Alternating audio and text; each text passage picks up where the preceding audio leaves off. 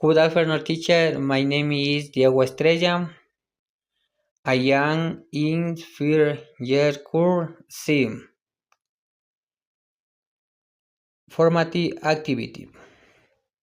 Example: what happens if you mix red and blue paint? If I mix red and blue, I get purple. Or I get purple if I mix red and blue. Number 1. What happens if you expose your skin to sunlight? If you expose your skin to sunlight, you will sunburn. Number 2.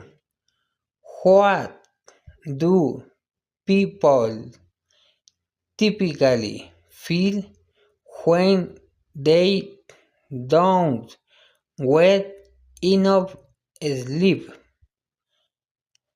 If you don't get enough sleep, you feel tired. Number 3. What happens if you don't water your garden regularly? If you don't water your garden regularly, the plant died. Number 4. What happens if you touch a hot stove? If you touch a hot stove, you burn your hand. Number 5. What happens if you multiply any number by 0?